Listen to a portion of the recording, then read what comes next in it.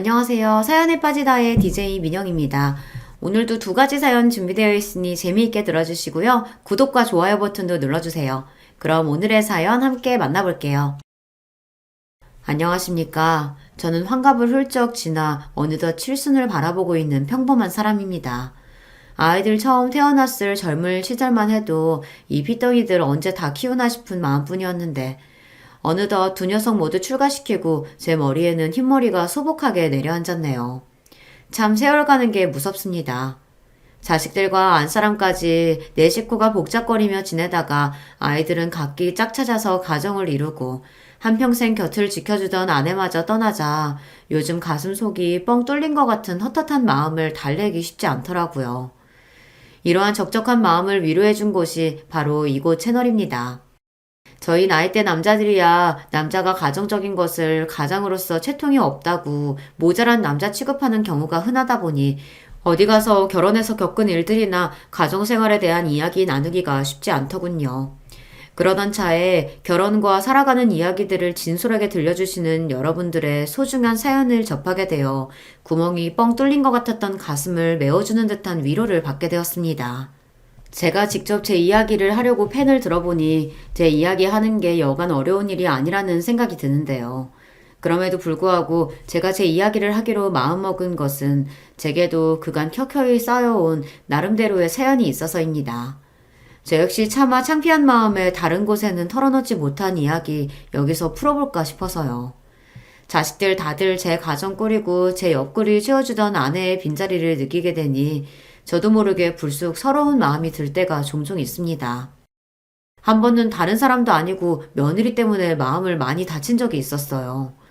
평소 자식들보다는 아무래도 어려운 며느리와 사위에게는 더더욱 조심스러워서 할 말이 있어도 꾹 참았던 것이 제게 독이 되었나 봅니다. 나는 몰라도 우리 부모님한테 절대 소홀하게 하지 말라고 얘기했어, 안 했어? 내가 뭘 그렇게 대단한 걸 요구했다고 그거 하나를 못 지켜서 집안에 이 분란을 만들어. 여보, 잘못했어. 내가 실수했어.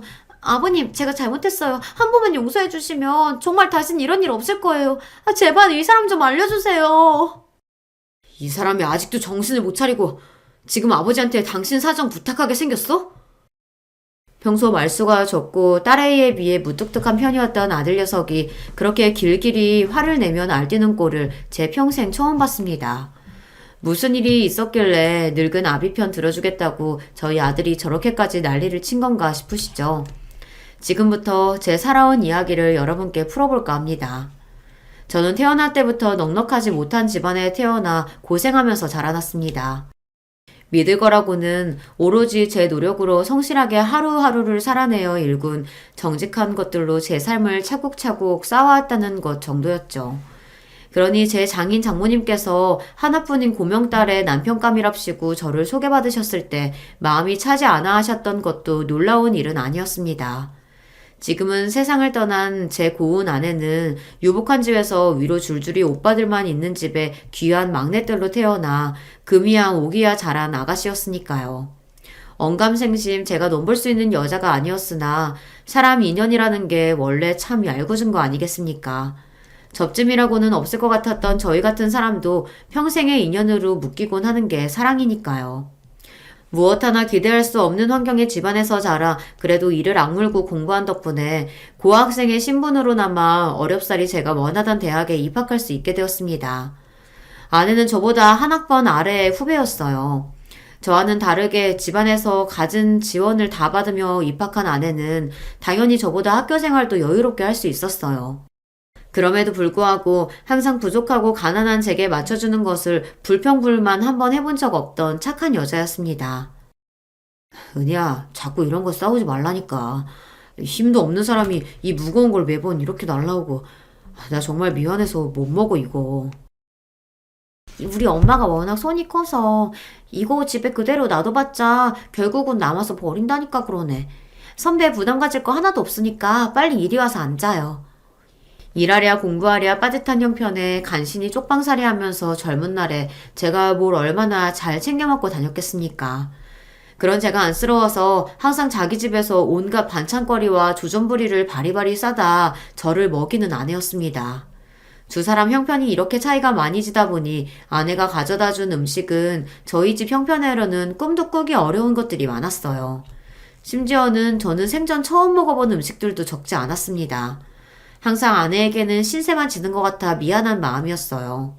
이 곱고 귀한 사람, 내가 하나라도 더 좋은 것 해주지는 못할 망정 오히려 짐이 되는 것 같아 미안하기도 하고 젊은 치기에 창피한 마음도 들었습니다. 하지만 그런 제 마음을 언제나 잘 헤아려주고 저를 보듬어주는 고마운 사람이었어요. 염치불구하고 감히 이런 귀한 딸과 결혼하겠다며 장인 장모님께 결혼을 허락받으려 했던 것은 제 인생에서 부린 가장 큰 욕심이었습니다. 제 주제가 그렇지 못함을 알면서도 차마 포기할 수 없을 정도로 아내가 제게 가장 소중한 사람이었으니까요. 워낙 집안 형편이 차이가 나다 보니 장인 장모님께서 처음에 저희 결혼을 완강히 반대하셨던 것도 이해하지 못할 일은 아니었습니다. 아빠, 엄마, 이 사람이 뭘 그렇게 잘못했다고 이렇게까지 냉대를 하세요. 이 사람 집안 형편 어렵다고는 해도 죽을 힘써서 자기 힘으로 좋은 학교 들어와서 성실하게 직장생활 하고 있어요. 결코 아빠, 엄마한테 이런 취급 받아야 할 사람 아니에요. 여러 번 고개를 조아렸음에도 저에 대한 태도가 누그러지지 않는 자기 부모님 때문에 결국 아내가 분통을 터뜨렸습니다. 하지만 솔직히 제가 아내 부모님이었다고 하더라도 저 같은 놈이 귀한 딸내미 곱게 잘 키워놨더니 냅다 채워가려고 하면 고운 눈으로 보기는 어려웠을 것 같습니다. 다시 한번 말하자면 그런 장인 장모님에 대한 원망스러운 마음은 없었어요.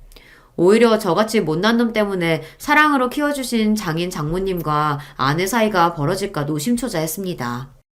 그래서 제게 차갑게 대하시는 자기 부모님에게 저보다 더 상처받은 아내를 늘 이렇게 달랬어요. 은희야, 그러지 말라니까. 나 정말 괜찮아. 나 같은 놈 주제도 모르고 귀한 딸 욕심낸다고 문정박대 하시지 않고 그래도 얘기라도 들어주시는 것만 해도 내 입장에서 감사할 일이야. 그러니까 부모님께 마음에 없는 모진말 하지 마. 알았지? 선배가 이렇게 아무렇지 않아 하니까 내가 더 속상하잖아. 세상에 선배 같은 사람이 어디 있다고. 엄마 아빠도 정말 너무하시지. 속상한 마음에 눈물을 찍어내는 아내에게도 장인 장모님께도 죄송했지만 그럼에도 끝까지 아내를 포기할 수는 없었으니 제가 도둑놈이 맞긴 맞았던 것 같습니다. 결국 아직 저를 사회로 완전히 받아들여 주시지 않았음에도 불구하고 아내와 부부의 연을 맺게 되었습니다.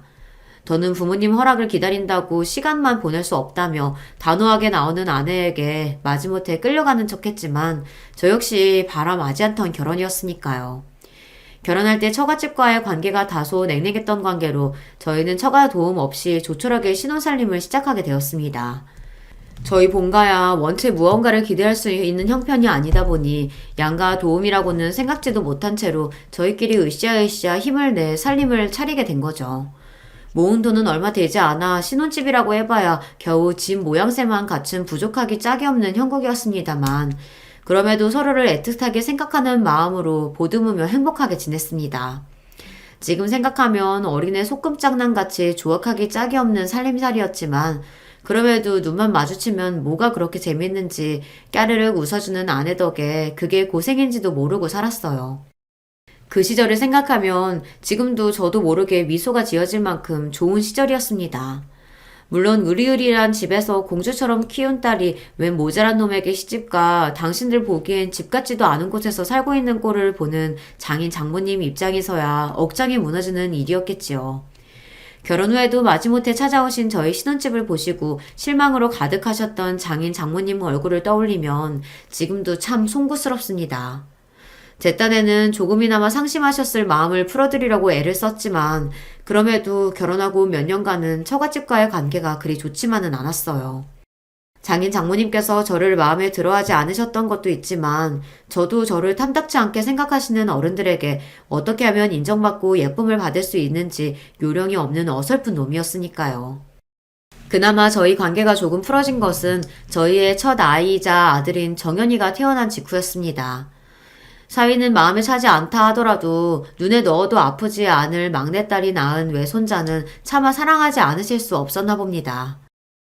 정연이 얘가 눈이 또랑또랑한 게 우리 은이 갓 태어났을 때랑 아주 판박이야. 엄마는 무슨 누가 봐도 우리 철우씨 똑 닮았구만. 단박에 아내가 반박하는 말을 못 들은 척 하시는 장모님이셨습니다. 사실 제가 봐도 저희 아들이 저를 좀 많이 닮기는 닮았거든요. 하지만 어떻게든 사랑하는 외손자에게서 하나라도 당신 따님 닮은 구석을 찾아보시라고 하는 그 마음 이해하지 못할 것 아니었기에 그러려니 했습니다. 처갓집 가족 모임이나 외부 행사에 초대받은 것도 우리 정연이 태어난 이후였습니다. 그 전까지는 모든 처가 식구들이 다 초대받았던 것을 저만 허락받지 못했었는데 그걸 서운하게 생각한 아내까지 모임에서 쏙 빠지는 바람에 장인 장모님께서 내심 서운해하셨던 걸 모르지 않았습니다. 비록 제게 쉽지 않은 자리이고 어색하긴 했으나 제가 가야 아내도 함께 참석할 테니 이걸로 다소 서먹해진 처가 식구들과 아내의 사이가 좀 풀어지길 하고 바라기도 했어요. 하지만 와중에도 사위에 대한 아쉬움이 완전히 풀리지는 않으셨는지 종종 찬바람이 부는 장인 장모님 언사에 무안했던 적도 여러 번이었죠. 엄마 아빠 이럴 거면 차라리 부르지를 마. 사람 면전에 대고 무안 추는 것도 한두 번이지. 이럴 거면 도대체 왜 오라고 그랬어? 우리가 뭘 그렇게 서운했다고 그래? 너는 네 남편만 중하고 이제 어미애비 속 썩는 건 아무렇지도 않아? 대놓고 쌍욕만 안 했다 뿐이지. 다른 사람 뻔히 보는 데서 사람 없는 취급하는 것도 한두 번도 아니고 오죽하면 다른 사람들이 더 민망해서 눈치를 보겠냐고. 이제 우리 정연이까지 있는데 이 사람 엄마 아빠 외손자 아빠예요. 꼭 이렇게까지 해야겠어? 제가 분란의 원인이 된 것 같아 몸둘 바를 모르겠더군요. 장인어른께서 사업체를 운영하고 계셨기 때문에 회사 관련한 행사도 여럿 있었습니다. 그럴 때마다 장인어른 지인분들, 자식분들이나 사위분들 면면을 보면 참 다들 대단하긴 했어요. 그런 환경에 대해 접해본 적이 없는 제 눈에도 그게 보이는데 장인 장모님 눈에야 어떻겠습니까? 모자란 사위의 부족함이 더 여실히 드러났겠죠. 그분들 나름대로는 저하고 잘 지내보겠다고 이런 공적인 행사에도 부르신다는 걸 알고 있었습니다. 단지 그런 결심에도 불구하고 좋은 마음 먹기가 쉽지 않으셨을 터이죠. 여보, 그러지 말래도 장모님 입장에선 나 이런 자리에 불러내신 것만 해도 큰 마음 써주신 거야.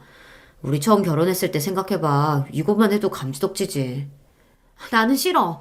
당신처럼 성실하게 열심히 사는 사람이 어디 있다고 당신이 그런 푸대접을 받아야 돼? 엄마 아빠가 당신을 그렇게 대하니까 다른 사람들까지 당신을 함부로 대해도 되는 사람처럼 예의 없이 굴잖아. 사실 아내 말이 틀리지 않기는 했습니다.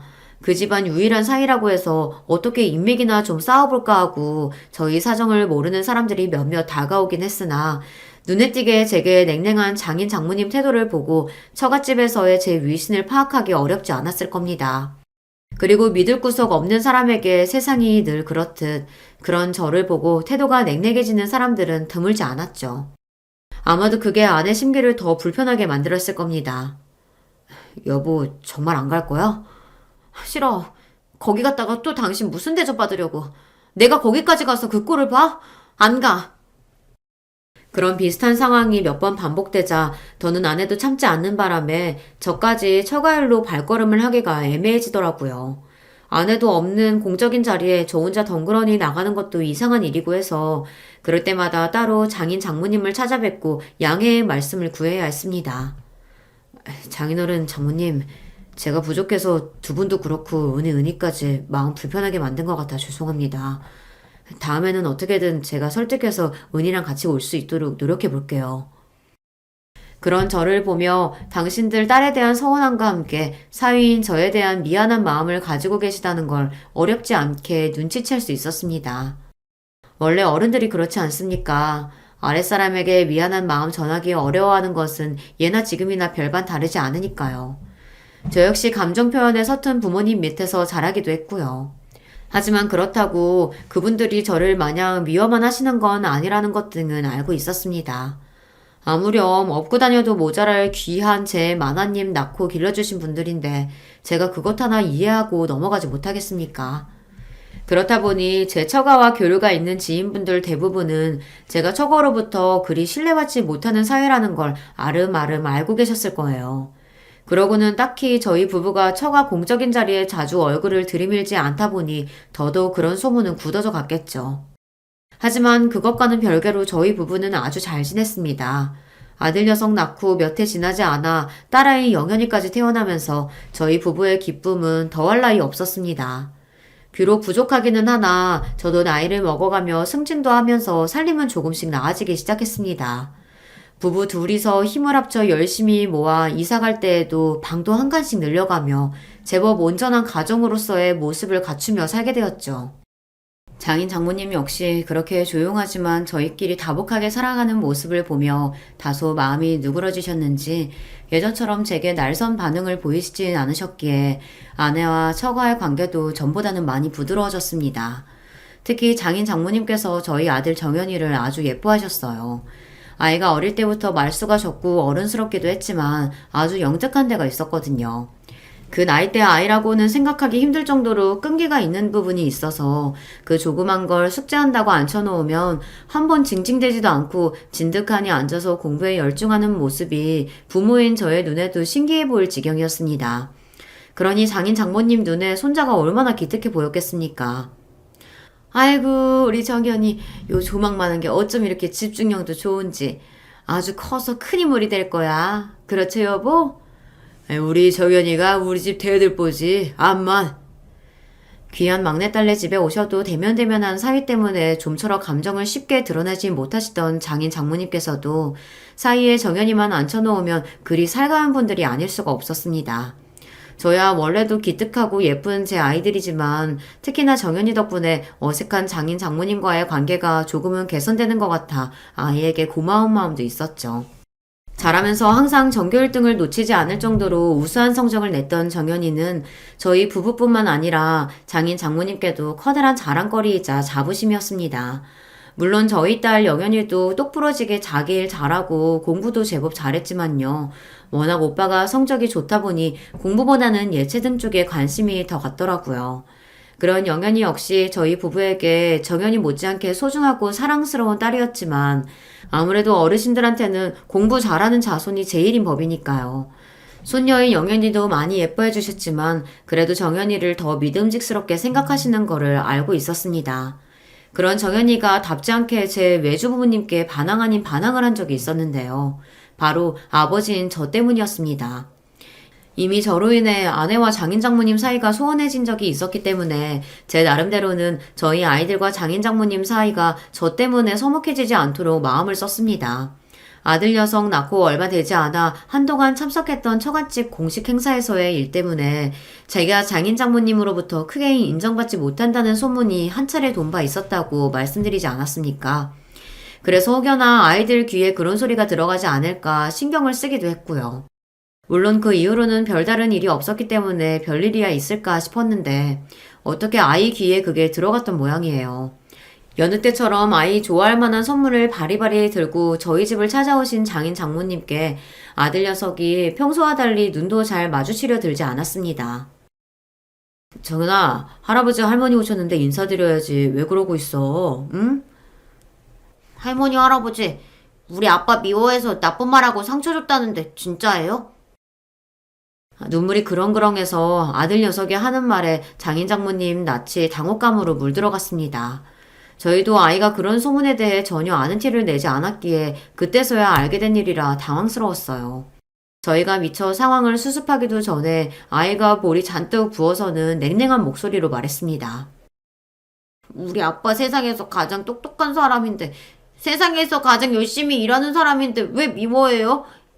우리 아빠는 다른 친구들 아빠랑은 다르게 주말에도 귀찮다고 안 하고 우리랑 항상 잘 놀아주고 아껴주는 좋은 아빠인데 그런 아빠를 왜 미워해요? 아이 목소리에 설움이 뚝뚝 배어나왔습니다. 그걸 보는 아내도 그만 마음이 아픈지 눈이 새빨개졌어요. 저는 한편으론 당황스러우면서도 저 조그만 녀석이 자기 딴에는 얼마나 마음고생을 했을까 싶어 마음이 짠해졌습니다. 동시에 제 자식에게 이런 인정과 사랑을 받다니 저 스스로가 참 행복한 사람이라는 생각도 들었습니다. 그런 제 감동과는 별개로 사랑하는 외손자에게 뼈아픈 직언을 들은 장인 장모님의 당혹스러움을 짐작할 수 있었기에 아이의 어깨를 차분히 붙잡고 말했어요. 정연아, 다른 사람들이 하는 말은 본인들이 직접 겪은 일이 아니기 때문에 정말 있었던 일하고는 다를 수 있어. 할머니 할아버지가 아빠를 미워하시면 왜 우리 집까지 와서 정연이 영연이를 보시겠어. 할머니 할아버지 아빠 안 미워하시니까 그런 생각 하지 마. 응? 그래도 순한 아이라서 제가 이렇게 다독거리는 것만으로 더는 고집을 피우지 않고 제 외할아버지 외할머니 사이에 가서 앉는 아들 녀석이었습니다. 하지만 그렇게 아들의 오해 아닌 오해를 풀어준 이후로도 장인 장모님 표정은 밝아지지 않더라고요. 그리고 며칠 있다 아내와 함께 처가로부터 호출을 받았습니다. 아무래도 며칠 전의 일이 두 분께서도 마음이 많이 쓰이셨겠지 싶었어요. 전에 없이 의리의리하게 차려진 밥상을 받고 조금은 민망해하는 제게 장인어른께서 어렵사리 입을 떼셨습니다. 듣고 보니 정연이 말이 틀린 게 하나도 없어. 이 나이를 먹고 손자까지 봐서도 그 어린 것 하나만도 못하게 굴었으니 내 정말 자네 볼낯이 없네. 옆에서 생각이 많아 보이시던 장모님께서도 말씀하셨어요. 그래, 내가 내 자식 귀하고 아깝다는 이유로 자네한테 그간 너무 모질게 굴었네. 우리가 자네 처음 만났을 때 마음에 차지 않았던 건 맞지만 그렇다고 지금도 그렇게 생각하고 있는 건 절대로 아니야. 우리도 그동안 자네를 본 세월이 있는데 자네 같은 사람을 어떻게 계속 미워할 수 있겠나? 하지만 우리 속마음은 속마음인 거고 제대로 풀 문제들을 풀지 않아서 자네도 그렇고 우리 은희도 그렇고 그 어린 정연이까지도 마음고생을 하게 했으니 이 노인네들이 정말 면목이 없네. 두 분 마음이야 오래전부터 짐작하고 있었지만 그래도 이렇게 직접적인 표현을 해주시는 건 그때가 처음이었어요. 나이 드신 어른들이 아랫사람에게 이렇게 솔직한 마음을 내보이시는 것이 얼마나 어려운 일인지 저 역시 잘 알고 있었습니다. 그래서 그 두 분께 비로소 사이로서 인정을 받았다는 생각에 기쁜 마음이 듦과 동시에 저 두 분이 얼마나 큰 용기를 내셨을까 싶어 안쓰러운 마음도 들었습니다. 장인 장모님, 저 두 분께 서운한 감정 정말 한 톨도 없습니다. 그럼에도 불구하고 이렇게 불러서 대접까지 해주시면서 그런 말씀 해주셔서 정말 감사드려요. 애초에 두 분께서 이렇게 잘 키워주신 딸 보내주지 않으셨으면 제가 어떻게 이렇게 사람굿이라고 살 수 있었겠습니까? 다 두 분 덕분입니다. 감사합니다. 비로소 마음의 응어리를 풀고 서로를 받아들인 저희였습니다. 그간의 서름과 마침내 받게 된 인정에 기쁜 마음이 뒤섞여 훌쩍이는 아내의 손을 꼭 잡아주었습니다. 두 분 앞에서 부끄러운 사이가 되지 않도록 더욱 열심히 살아야겠다고 다짐했죠. 그 후로는 장인 장모님과의 관계도 다소 편안해졌습니다. 물론 그동안 대면대면하게 지내온 세월이 있었기에 단번에 마음의 벽을 완전히 허물기는 쉽지 않았으나 그럼에도 이 정도만으로도 감사한 일이라고 생각했어요. 저희 사이가 좋아지면서 장인어른께서 집안 사업에 발을 들여볼 의사가 있는지 넌지시 물어오셨지만 그 제안은 감사한 마음으로 정중히 거절했습니다. 처가 식구들은 정도의 차이는 있었지만 다들 장인어른 사업에 조금씩은 발을 담그고 있는 상태였기에 장인어른 입장에서는 저를 정말 가족으로 받아들여 주셔서 하신 말씀이었습니다. 하지만 저는 그 마음만으로 감사했지 그렇다고 처가로부터 경제적으로 의존할 생각은 없었으니까요. 저희 결혼해서 신혼살림 꾸릴 때도 그렇고 그 생각은 변함이 없었습니다. 사람이 성인이 되어 자기 힘으로 가정을 이뤘으면 어떻게든 저희끼리 힘을 합쳐 살아야 한다는 게 제 생각이기도 했고요. 물론 집안으로부터 도움을 받을 사람들을 비난할 생각은 아니고 저희 집 본가 사정이 본인 앞길은 본인이 책임져야 했다 보니 자연스럽게 그렇게 생각하게 된 것 같습니다. 처음엔 다소 서운해 보이시던 장인어른도 결국은 그런 제 의사를 존중해 주셨습니다. 오히려 부족하기는 하나 저희 능력으로 살아보겠다는 저를 대견해 해주시기도 했어요. 그건 세월이 흐를수록 더했습니다. 아무래도 집안 사업에 가족들 여럿이 엮여있다 보니 크고 작은 잡음이 끊이지 않았거든요. 당신 아들들이 차례로 한 번씩 돈 사고를 칠 때마다 적잖이 마음고생을 하셨던 장인어른이시니 이렇듯 본인 사업에 관여하지 않는 저를 나이가 먹어갈수록 더 인정해 주신 것 같기도 합니다. 그래서 이런 여러 가지 상황이 벌어지는 동안에도 저희 가족은 처갓집 상황에 크게 영향을 받지 않고 저희 나름대로 오순도순 다복하게 잘 지냈습니다. 이제는 저도 어느 정도 자리를 잡아 저희 식솔들 고생시키지 않고 하고픈 것들 하게 해줄 수 있을 정도의 능력을 갖추었고 아이들은 아픈 곳 없이 건강하게 자라며 자기들 할 일 잘 해주었습니다. 원체 타고나길 몸이 약한 편이었던 아내의 건강이 연명스러웠을 뿐 다른 걱정은 없었어요. 특히나 아들 녀석인 정연이가 성적표를 받아오는 날은 저희 부부뿐만 아니라 양가 부모님들도 기쁨을 주체하지 못하시는 날이었습니다. 중학생 이후로 의사가 되겠다는 진로를 확고하게 밝힌 아들 녀석은 더욱 공부에 박차를 가했습니다. 원래도 머리가 좋고 끈기가 있어 우수한 성적을 받아오던 아이였는데 목표의식이 뚜렷해지고 나니 공부에 대한 의욕도 더 커진 것 같았어요.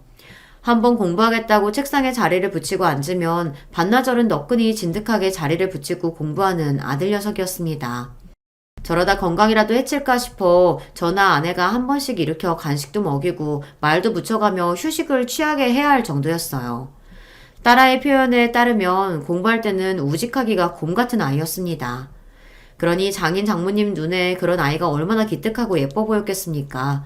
회사 일이나 다른 자식들 문제로 속이 썩어도 저희 집에만 오시면 만면의 미소가 가득한 장인 장모님이셨어요. 자식 손자놈들 그리 많아도 믿을 건 우리 정연이 하나밖에 없다. 할아비한테는 우리 정연이가 제일이야. 그럼 친손자놈들이 우리 정연이 밥만 했으면 내가 이 속 끓일 일이 뭐가 있어? 날이 갈수록 정연이에게 마음이 기우는 두 분이셨습니다.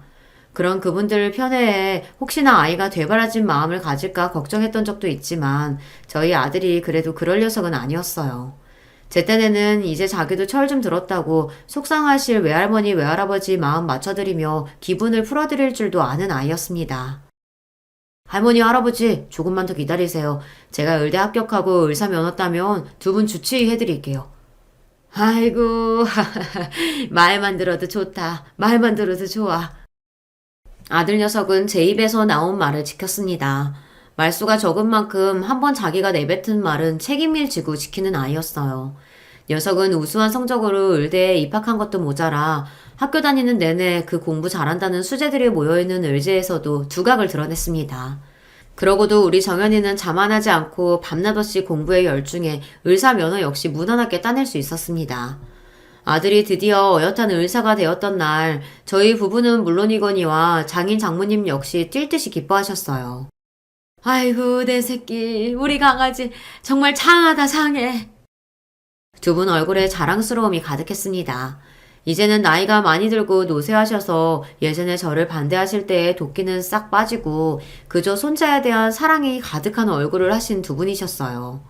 최근에 번갈아 사고를 치기 시작한 손자들 때문에 마음고생을 많이 하셔서 부쩍 기운이 없으셨던 두 분께서 모든 시름을 잊으신 날이기도 했습니다. 아내가 막내딸이다 보니 위에 오빠들로부터 본 친손자들은 저희 아이들보다 나이가 좀 있는 편이었습니다.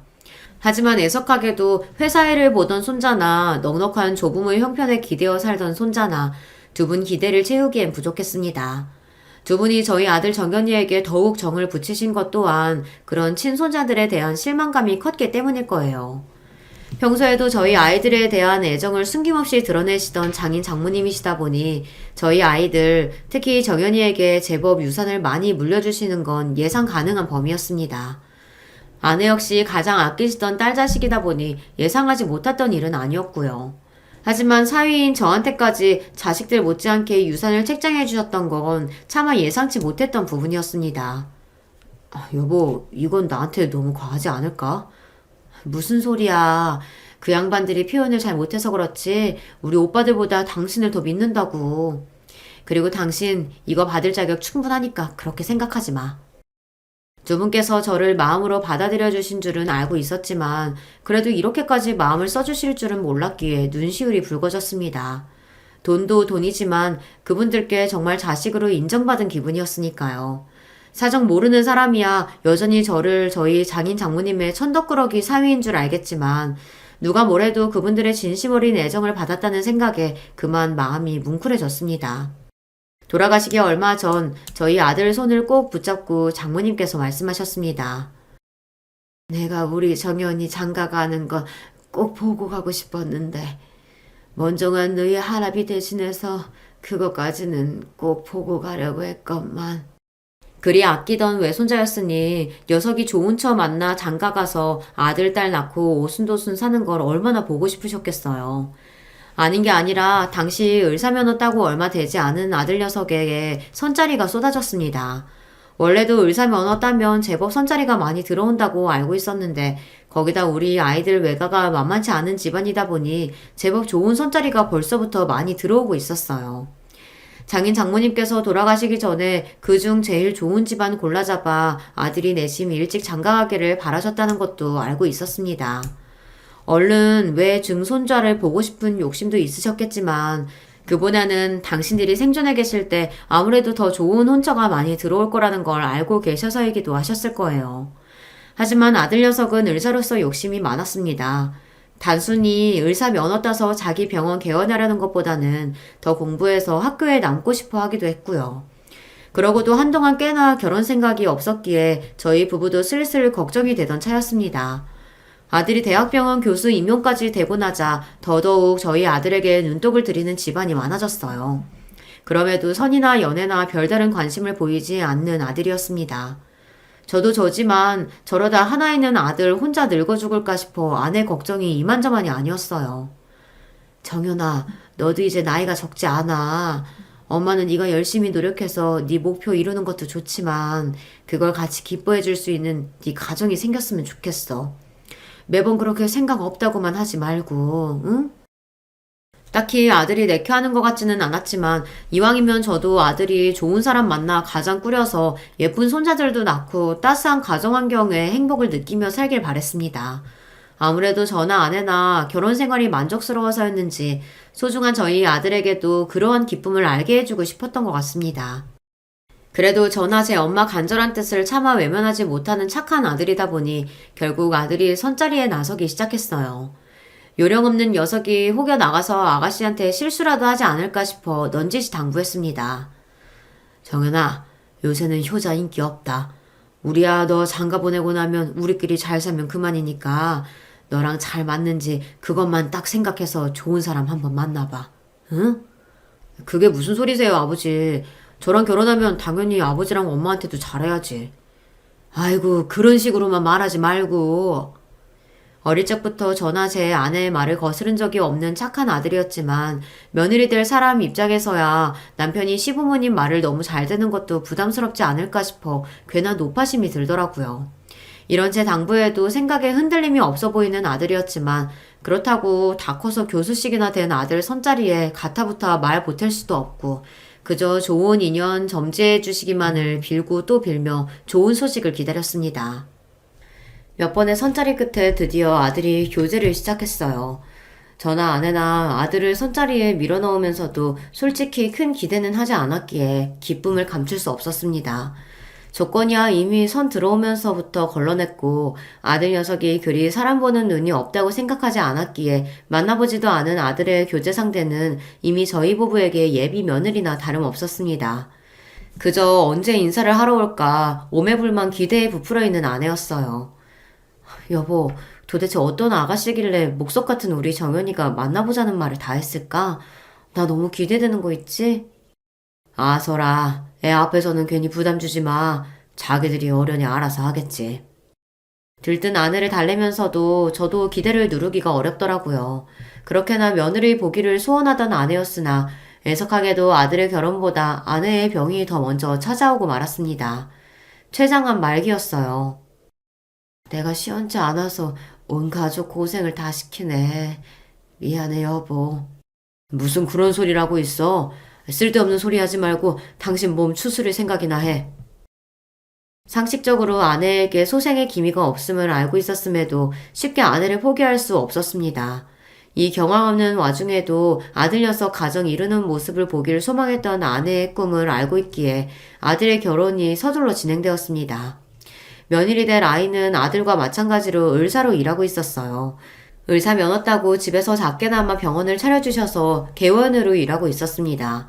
사업을 하신다는 사돈의 회사가 저희 장인어른께서 생전 경영해 오셨던 회사의 하청업체 중 한 군데라는 이야기를 들었지만 제가 직접적으로 사업에 관여한 적이 없었기에 그저 그러려니 했어요. 사실 그런 걸 신경 쓸 만한 심적인 여유가 부족했습니다. 저는 거의 하루 종일 아내 곁에 붙어서 간병을 하며 얼마 남지 않은 시간이 흐르는 것이 안타까워 견딜 수가 없었습니다. 유미 씨, 우리 정연이 잘 부탁해요. 내가 새 사람 맞이하면서 이것저것 챙겨줄 게 많은데 내 꼴이 지금 이래서 그러지도 못하고 참 미안하네. 아니에요. 무슨 말씀을 그렇게 하세요, 어머니.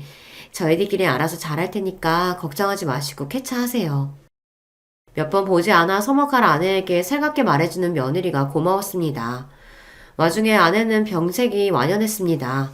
이제 정말 우리에게 남은 시간이 없다는 걸 순간마다 실감했어요. 평생 곁을 지켜주던 아내가 영원히 돌아오지 못할 것으로 떠난다고 생각하면 마음이 미어지듯 아파왔습니다. 결국 아이들 시골리고 채 한 달을 버티지 못하고 아내는 영원한 여행을 떠나게 되었습니다. 세 사람 맞이하고 하나 남은 시부모로서 마음을 잘 썼어야 했는데 아내 잃고 정처 없이 떠도는 마음을 붙잡기에도 버거워 그러지 못했어요. 아들이나 며느리에게 참 미안했습니다. 그런 말씀 마세요, 아버지. 두 분 사이가 그렇게나 각별하셨는데 지금 아버지 심정이 어떨지 제가 어떻게 차마 상상이나 할 수 있겠어요. 그저 아버지 몸 상하지 않으시도록 건강에만 신경 쓰세요. 이제는 장성에서 아내를 잃은 아비를 듬직하게 위로해주는 아들이었습니다. 제게 살뜰히 마음을 써주는 아들과는 달리 며느리와의 사이는 좀처럼 가까워지지 않았습니다. 저희 집안 식구가 될 무렵 제가 워낙 정신이 나가 있어서 더 그런 게 아닌가 싶어 며느리를 대하기에 미안스러워 더 어렵게 느껴지더라고요. 사위면 성별이라도 같으니까 어떻게 좀 친해질 구석이 있을지 몰라도 남의 집 귀한 딸내미를 스스럼 없이 대하는 게 쉽지 않았습니다. 또 아들이나 며느리나 각자 생업이 있다 보니 자주 볼 일이 드물기도 했어요. 그나마 아들은 제 엄마 떠나고 많이 울적해하는 아버지 걱정에 바쁜 시간을 쪼개 저를 찾아오곤 했지만 며느리도 함께 오는 일은 극히 드물었습니다. 저 나름대로는 또 호라비로서 기운 처져 있는 모습 며느리에게 보이기 민망하기도 하고 편치도 않을 홀 시아버지 보러 불편한 자리에 괜히 며느리를 찾지도 않았고요. 뒤늦게 조금 서운한 마음이 들기는 했습니다만 서로 불편한 일 만들지 않으려면 오히려 이렇게 지내는 게 더 낫지 않을까 싶은 생각을 하며 스스로를 달랬습니다. 아내를 보내고 첫 일주기가 다가오자 그러지 않으려고 노력했는데도 마음이 많이 싱숭생숭했습니다. 아내를 떠나보내고도 여전히 차마 다 정리하지 못한 아내 유품이 집안의 지천으로 널려 있었어요. 제 반평생이 넘도록 매일을 함께한 사람인데 1년이라는 시간은 그 사람을 보내기엔 너무 짧았습니다. 그런 제가 걱정돼서인지 부쩍 아들, 딸 연락도 잦아졌어요. 너무들 걱정 말아라. 아빠 괜찮다. 며칠 뒤에 엄마 제사 때 보자꾸나.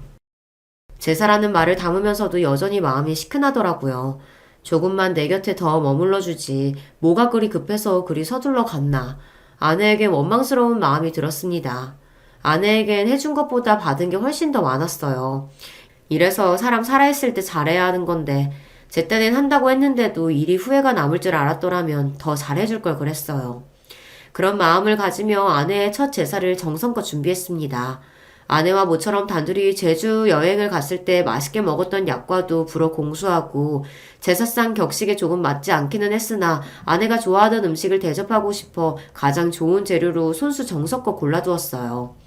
원래도 아내와 함께 부족한 솜씨로 이것저것 요리를 해먹었던 저였기에 그날도 부족하나마 제 힘으로 정성껏 한 끼 차려서 떠난 아내의 첫 제사를 준비할 요량이었습니다. 음식 다 준비하고 아이들은 그저 와서 제 엄마 좋아하던 음식 함께 나누며 시간을 보내고 싶어 일부러 천천히 오라고 일렀는데 뜻밖에도 며느리가 생각보다 이른 시간에 혼자 먼저 찾아왔어요. 예, 아가. 일찍 왔구나.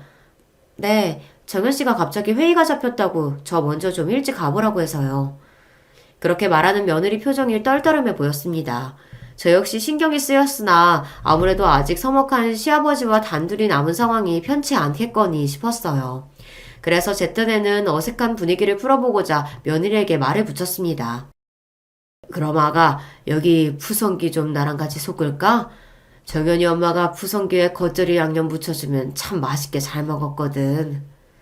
그런데 제 말에 며느리 표정이 확 구겨졌습니다. 그러더니 제게 날카롭게 쏘아붙이기 시작했어요. 아버님, 말이 나와서 말인데 요즘이 어떤 시대인데 제사를 지내요. 있는 제사도 없애는 판국에 굳이 바쁜 사람들 다 불러내서 이렇게 번거로운 일 만들 필요가 있어요? 그리고 아버님 모르시는 모양인데 저희 집 크리스찬이에요. 우리 집 제사도 안 지내고 기도를 끝내는 판에 시집 와서 제사 음식까지. 그냥 오늘도 번거로운 일 만들지 말고 각자 기도나 하고 끝내요. 며느리랑 단둘이 남은 상황에서 이렇게 길게 말한 적이 없었는데 하는 말 한마디 한마디에 가시가 박혀 있었습니다. 생각지도 못한 며느리의 날카로운 반응에 저는 너무 당황스러웠어요. 그애에게 따로 과한 요리를 시킨 것도 아니었고 혼자 손이 놀고 있으면 민망할까봐 소일거리나 같이 하며 이야기라도 나눠보고자 했던 건데 서름에 눈물이 왈칵 나올 만큼 매몰찬 반응이었습니다. 잠시 말을 잃고 있다가 생각을 하면 할수록 화가 치밀어 오르기 시작했어요. 누가 들으면 제가 뻔질나게 며느리를 불러 올리기라도 했다는 듯 말하는데 애초에 제가 먼저 며느리를 호출한 적도 단 한 번 없었습니다. 오늘도 아들 녀석이 제 걱정에 며느리를 먼저 보낸 모양인데 제가 원한 상황도 아니었고요. 게다가 그날은 아내의 첫 제삿날 아닙니까? 제가 장남이 아니기에 저희 본가 제사도 제가 가져오지 않았고 장인 장모님 제사도 처가 쪽에서 지내고 있었고요. 애초에 제사를 지내는 것 자체가 그날이 처음이었습니다. 며느리의 저런 날선 반응은 납득이 가지 않았어요. 순간 병색이 완연했음에도 며느리를 맞이할 생각에 살풋 미소를 짓던 아내의 지난날이 떠올랐습니다. 그리 바라던 며느리가 자신의 첫 제사를 저리 생각하고 있다는 걸 알면 그 사람 마음이 어떨지 제가 다 서러울 지경이었어요. 그때 아들이 들어왔습니다. 뭐야, 왜 이래요? 아버지, 무슨 일 있어요? 심상치 않은 집안 공기에 아들 녀석도 신경을 곤두세웠습니다. 제 시아비 눈치는 보지 않아도 남편 눈치는 보는지 그제야 며느리도 힐끗힐끗 제 눈치를 보기 시작하더군요. 저는 굳은 표정으로 아들에게 말했습니다. 네 처가 번거로운 제사 같은 일은 만들지 말자고 하더구나. 교회 다녀서 제사 지낼 수 없다고 하는데 너는 알고 있었니? 다른 것도 아니고 네 엄마 첫 제사에 나올 이야기는 아닌 것 같아 내가 그냥 넘기는 건 아니지 싶다. 굳은 표정으로 상황을 전하는 제 말에 아들 표정 역시 순식간에 싹 굳어버렸습니다. 그런 저희 사이에서 며느리가 눈에 띄게 안절부절 못하기 시작했어요. 아버님 말씀을 그렇게 전하시면 여보 그게 아니라 당신 입 다물어. 아들이 쩌렁쩌렁 소리를 쳤습니다. 그 기세에 며느리가 그만 입을 합 다물었어요. 아들이 분노에 가득 찬 표정으로 휴대전화를 들더니 곧장 전화를 걸었습니다. 장모님, 저 조서방입니다. 꼭 드릴 말씀이 있어 전화드렸어요. 오셔서 따님 데려가세요. 그 말에 집안 전체에 찬물을 끼얹는 듯 분위기가 싸늘하게 가라앉았습니다. 며느리는 이제 오열하기 직전이었어요. 그런 제 아내의 상태도 아랑곳하지 않고 아들이 외쳤습니다. 생전 처음 맞이하는 우리 어머니 제사 못 모시겠다고 내 아버지한테 폐악 부리는 여자 나도 필요 없습니다. 장인어른 사업 때문에 도움받을 일 있을 때만 살살 제 눈치 보면서 정작 내 부모 이렇게 홀대하는데 내가 뭘 믿고 따님이랑 평생을 함께합니까? 와서 당장 따님 데려가세요. 여보, 내가 잘못했어. 내가 그러려고 그런 게 아니고. 아니긴 뭐가 아니야. 그나마 결혼 전에 우리 엄마는 외할아버지 회사 때문에 눈치 보는 신용이라도 하더니 이제 엄마 돌아가시고 없으니까 우리 아버지는 끈떨어진 연인 줄 알았어? 내가 당신한테 많은 거 바랬어? 내 아버지한테 대단한 효도하라고 했냐고 내가. 그저 어머니 가시고 다치신 마음 더 상처받지 않도록 조심해달라는 그거 하나 못 지켜서 이 사달을 만들어? 화가 머리끝까지 치밀어 올라 폭발한 아들이었습니다. 그런 아들을 보니 이제 제가 두려울 지경이었어요. 저러다 정말 무슨 사달을 내도 크게 내겠다 싶어 일단 아들을 진정시키려고 했습니다. 정연아, 일단 진정 좀 해라. 내가 괜히 긁어 부스럼 만든 것 같구나. 무슨 말씀이세요, 아버지? 누가 들어도 저 사람이 잘못했는데. 이제 믿을 건 저뿐이다 싶었는지 아까와의 태도와는 정반대의 모습으로 며느리가 제게 매달리기 시작했습니다. 아버님 잘못했어요. 제가 다시는 안 그럴게요. 잘못했으니까 저 쫓아내지 마세요. 네? 이 사람이 지금 잘못은 당신이 해놓고 왜 수습은 아버지한테 시키려 들어? 그렇게 한참을 실랑이를 벌였습니다. 당장의 며느리를 내쫓을 기세인 아들을 달래느라 저도 혼이 쏙 빠졌어요. 엎친 데 덮친 격으로 갑작스러운 아들의 통보에 혼비백산한 사부인까지 달려오시면서 더욱 정신이 없었습니다. 사돈어른 죄송합니다. 저희가 자식을 잘못 키웠습니다.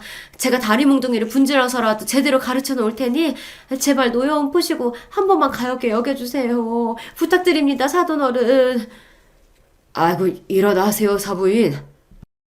자식 일에 눈이 뒤집힌 어머니가 제게 엎드려 읍소하는데 그걸 말리는 것도 보통 일이 아니었습니다.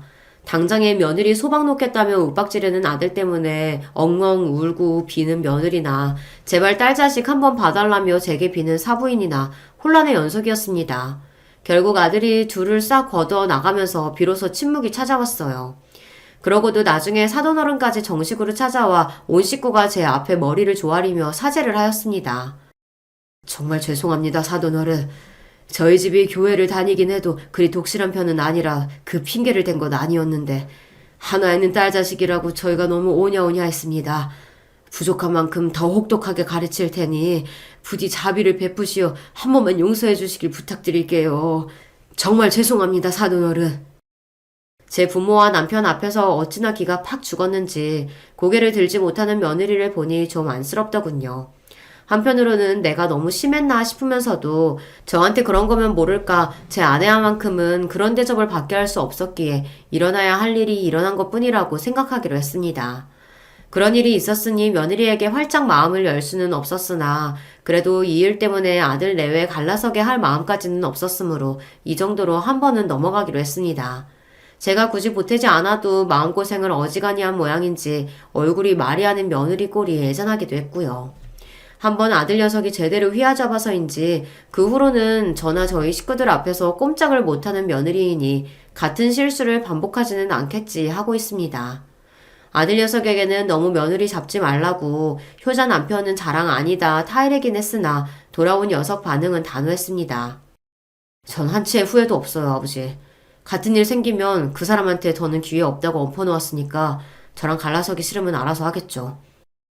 내 아들이지만 좀 너무하다 싶으면서도 그래도 저 효자 아들 아니었으면 아내에게 미안한 마음을 어찌다 풀었을까 싶어 내심 고맙기도 합니다. 저는 몰라도 제 아내는 그럴 자격이 있으니까요. 그 이후로는 별 잡음 없이 잘 지내고 있습니다.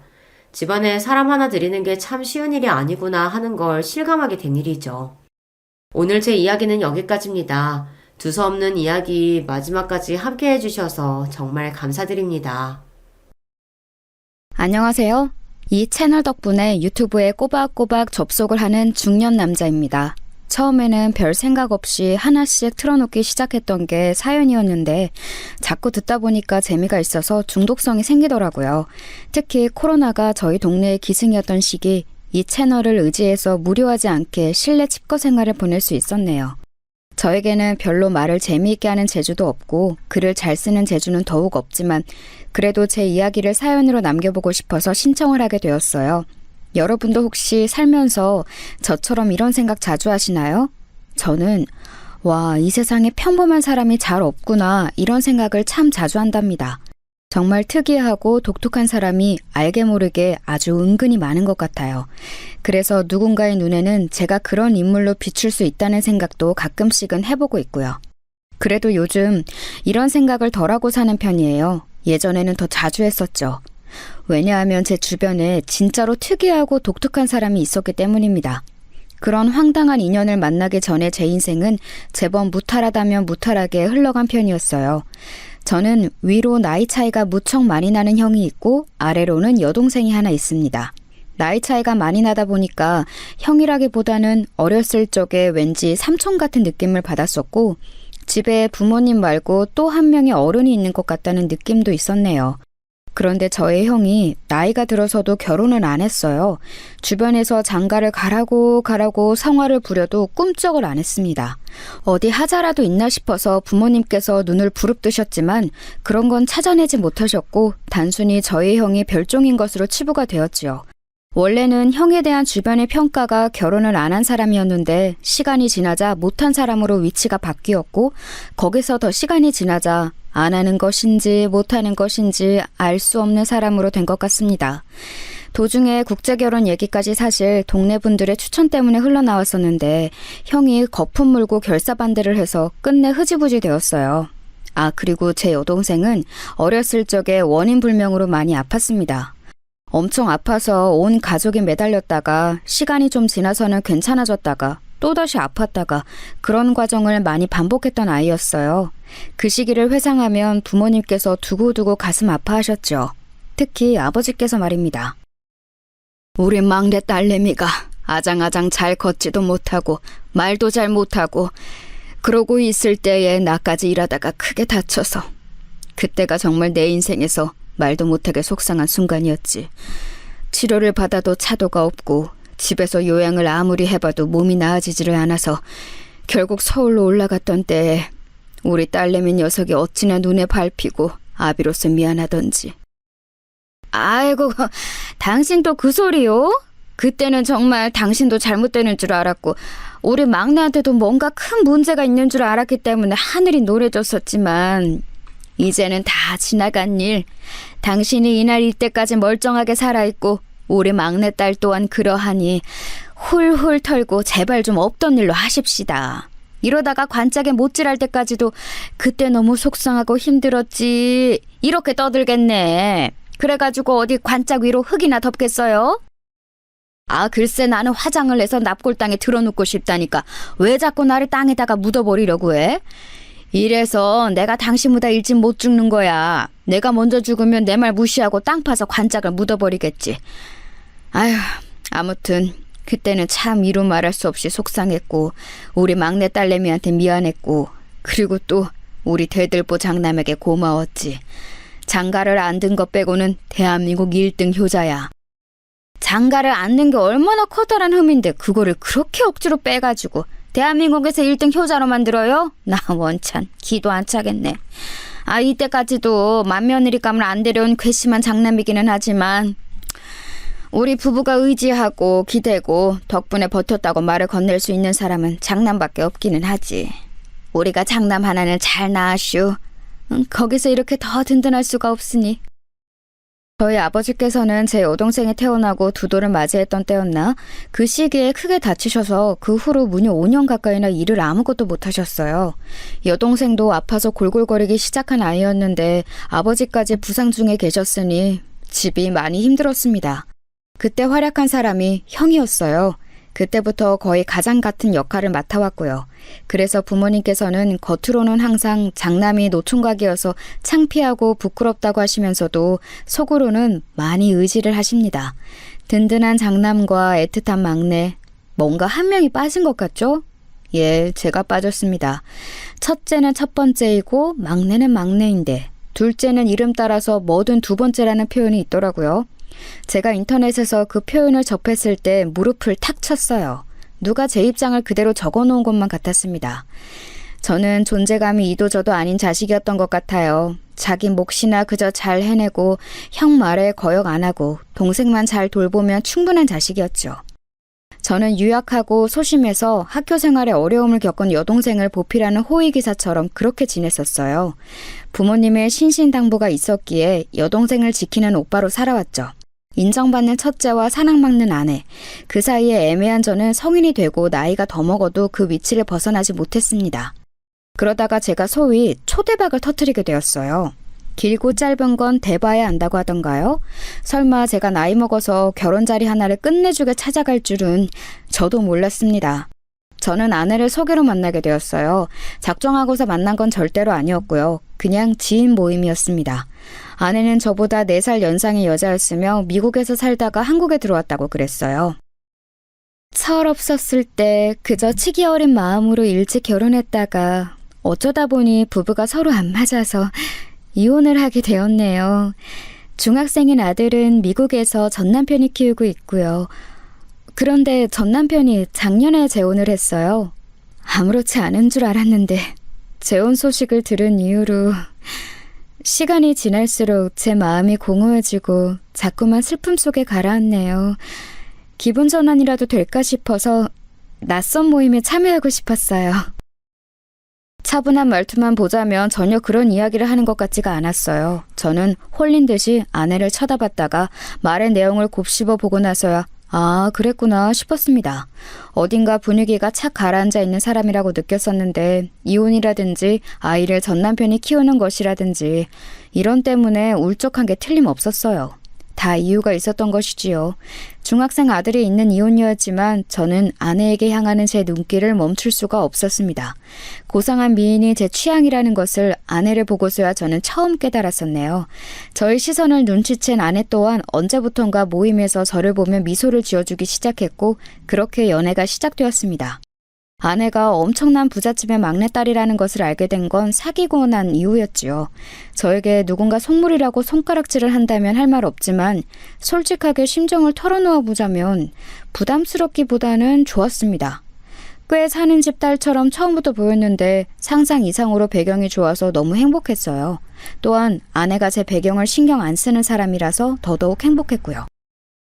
정엽 씨, 나는 상대의 재산이나 학벌이나 인맥이나 이런 걸 보면서 사랑하고 싶지 않아요. 상대가 나와 잘 맞는 사람인지 딱 이것 하나만 보고 사랑하고 싶어요.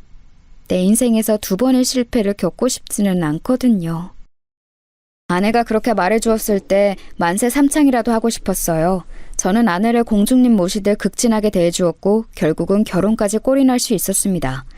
의외이자 놀라웠던 것은 처가의 태도였어요. 저를 무척 반겨주었거든요. 우리 세연이가 이렇게 자기 힘으로 인연을 새로 찾아오다니. 우리 기특한 막내가 결혼하고 싶다는데 당연히 들어줘야지. 내가 찬성하고 반대하고 자시고 의견을 얹을 것도 없어. 우리 막내딸 세연이가 결혼하고 싶다 하면 무조건 하는 거야. 이봐 자네, 앞으로 내 딸을 잘 부탁하네. 우리 막내 세연이 겉으로는 제법 강인해 보여도 속은 여린 아이야. 상처도 많고 서툴면도 많으니까 앞으로 자네가 든든하게 받쳐주는 기둥이 되어준다면 바랄 게 없어. 박서방이라고 바로 불러도 되지? 내가 저번에 봤을 때도 참 인상이 좋아 보여서 둘이 얼른 결실을 맺었으면 좋겠다고 생각을 했었는데 이렇게 좋은 소식을 듣게 되다니 너무 반가워. 사위사랑은 장무라는 말처럼 내가 앞으로 우리 박서방한테 신경 많이 써주고 잘할 테니까 아무 걱정하지 말어. 아니지. 나라는 존재가 우리 박서방한테 부담이 될 수도 있으니까 한 발짝 멀리 떨어져서 응원만 해주는 것도 좋겠어. 우리 박서방 생각은 어때? 결혼하고 싶다고 인사를 드리러 갔을 때 장인어른과 장모님 모두 저를 너무 환대해 주셔서 제정신이 쏙 빠질 정도였습니다. 처가는 무려 한남동에 위치한 단독주택이었는데 가히 대저택이라고 칭해도 될 법했습니다. 당시에는 이제 성북동과 연희동 쪽의 전통적인 회장님 댁 동네에 이어서 한남동이 각광을 크게 받기 시작하던 때였죠. 유명 연예인들도 앞다퉈서 한남동으로 거주지를 옮기고 있었고요. 그런 좋은 부촌에서도 대저택을 소유한 엄청난 처가에 와서 제가 환대를 받고 있다는 것이 이게 꿈인가 생시인가 싶었습니다. 아내를 만나고 나서부터는 비현실적인 순간들의 연속이었으나 결혼 인사를 드리러 갔던 그날처럼 꿈을 꾸는 것 마냥 실감이 안 났던 순간은 처음이었네요. 밥이 코로 들어가는지 입으로 들어가는지도 몰랐어요. 어마어마한 집을 구경해볼 엄두도 못 냈고요. 그저 제가 이런 부잣집의 막내딸과의 결혼을 흔쾌히 허락받았다는 엄청난 일을 해냈다는 생각에 압도당해서 아무것도 못했습니다. 간신히 예의만 차려서 인사를 하고 나올 수 있었네요. 제 자취방에 오고 나서야 정신이 들었고 얼른 집에다 이 소식을 알렸습니다. 그러자 제 연락을 기다리고 있던 가족들이 다 뒤집어졌죠. 무탈하게 허락을 받아냈다고? 이야, 세상에. 우리 집안에도 이런 경사가 일어나는구나. 이게 말이 되는 일인가 싶다. 내가 죽기 전에 이런 일을 다 겪네. 내 아들이 그런 어마어마한 집안의 사위가 되다니. 아우, 정여봐, 네가 해냈구나. 장하다, 우리 아들. 이제 와서 하는 소리지만 내가 너 낳을 때의 느낌이 마치 복되지는 않는 것 같았단다. 혹시나 거기 양친께서 너를 갑자기 반대하시는 일이 벌어지면 어쩌나 싶었는데 이렇게 상황이 다 매끄럽게 흘러가다니. 복받았다. 너도 복받았고 우리 집안도 복받았다. 내가 아니라 내 남동생이 우리 집안을 일으키네. 이 자식, 멋지다. 너한테 이렇게 엄청난 결혼복을 물어주려고 내가 결혼을 안 했나 보다. 내 몫까지 네가 끝내주게 살아봐라. 아버지, 어머니, 형이 차례로 흥분한 채 감상을 쏟아냈는데 한 사람만은 조용했습니다. 제 여동생 말이에요. 제가 결혼한다는 게 싫은 건지 서운한 건지 왜 반응이 없을까 싶어서 기분이 이상했던 저는 이튿날 여동생에게 따로 연락을 했습니다. 그랬더니 머뭇거리다가 저에게 이런 말을 해주더라고요. 오빠, 좋은 분위기에 내가 찬물을 끼얹는 것 같아서 이런 거 안 물어보려고 했는데 보통 부부가 이혼을 하면 아이는 엄마 쪽이 키우지 않아? 그런데 오빠하고 결혼한다는 그분은 독특한 경우인 것 같아서 좀 이상하네. 아, 그게 마음에 걸렸구나. 진짜 물어보지 그랬어. 그럼 내가 알려줬을 텐데. 세연 씨는 한국 생활이 너무 그리워서 귀국을 하고 싶었는데 아이는 반대로 미국에서 계속 살고 싶어 했대. 그래서 어쩔 수 없이 그렇게 된 거야. 그렇다고 해도 어린 아들을 두고 엄마 쪽의 양육권을 포기한 게 조금 낯선 그림인 것 같아. 그리고 오빠, 세상에 이유 없는 호의는 없다고 하잖아. 그런데 너무나도 오빠에게 호의적인 그 집안분들이 나는 또 마음에 걸려. 아무리 재혼이라도 그렇지 아직 나이가 젊은 막내딸의 결혼 문제를 이렇게 그냥 넘겨버린다고? 오빠가 기울어도 너무 많이 조건이 기우는 결혼인데 그런 집안을 만날 확률이 얼마나 될까? 그게 무슨 소리야, 정선아? 네가 지금 무슨 생각을 하고 있길래 그래? 혹시 그 집안에 무슨 꿍꿍이라든지 오빠가 모르는 숨겨진 비밀이 있다든지 뭐 그런 게 아닐까? 그럴 확률이 더 높지 않을까? 아무리 조건이나 대가도 없이 오빠를 잘 알지도 못하면서 덜컥 사위를 맞이하겠다면서 쌍수 들고 환영한다는 게 솔직히 암만 해도 믿기지가 않아. 보통 부잣집도 아니면서 이렇게 허술한 사람들이라는 건 말이 안 돼. 오빠는 무슨 의심 같은 거 전혀 안 들어? 여동생은 그때 분명히 걱정에 가득한 목소리를 내고 있었어요. 제 걱정을 하는 거였지요. 하지만 저는 그만 울컥 화가 나고 말았습니다. 제 평생을 저보다 여동생을 위하며 살아왔다고 자부할 수 있는 저였어요. 그만큼 여동생을 위하는 오빠로서 떳떳했기 때문에 그런 저와는 달리 저를 별로 위하는 것 같지 않은 여동생의 태도가 큰 서운함을 느꼈던 거예요. 야, 박정선. 네가 정말로 나를 실망시키는구나. 내가 잘 된다는 게 너에게는 그렇게나 배가 아플 일이야? 네 뒤치다거리나 하던 집안에서 명실상부 찬밥 1호였던 내가 어마어마한 부잣집에 장가든다니까 못마땅해서 미치겠어? 오빠, 무슨 말을 그렇게 해? 내가 왜 오빠의 결혼에 배가 아프고 못마땅함을 느끼겠어? 오빠가 지금 오해하는 거야. 나는 진짜로 걱정돼서 말을 해준 것뿐인데 오빠가 이렇게 나올까봐 애써 말을 안 하려고 했었어. 하지만 걱정이 되니까 말을 꺼낼 수밖에 없었던 내 마음을 오빠는 왜 그런 식으로 안 좋게 봐? 내가 그 정도밖에 안 되는 사람으로 보이는 거야? 내가 부잣집 막내 사위로 낙점되었다는 사실이, 엄청난 행운의 주인공이 되었다는 사실이 네 눈을 멀게 하고 판단력을 흐리게 만든 것 같다. 나를 축하해주고 내 앞길을 축복해주지는 못할 망정 말도 안 되는 가설이나 내세우면서 내 마음을 복잡하게 만들고 있잖아. 그러고도 네가 내 동생이야? 질투에 눈이 멀어서 네가 놓치고 있는 사실이 한 가지 있는데 내가 잘 되면 결국 너에게도 이건 좋은 일이야. 바로 코앞만 보지 말고 멀리 봐. 나는 진심으로 오빠를 질투해서 그런 말을 한 게 아닌데 내가 오빠의 기분을 상하게 만든 것만은 분명한 것 같네. 내가 너무 성급하게 안 좋은 이야기를 꺼냈던 것 같아. 미안해. 다시는 그런 소리를 내가 입에 담는 일은 없을 거야. 결혼 축하하고 오빠가 잘 살길 기도할게.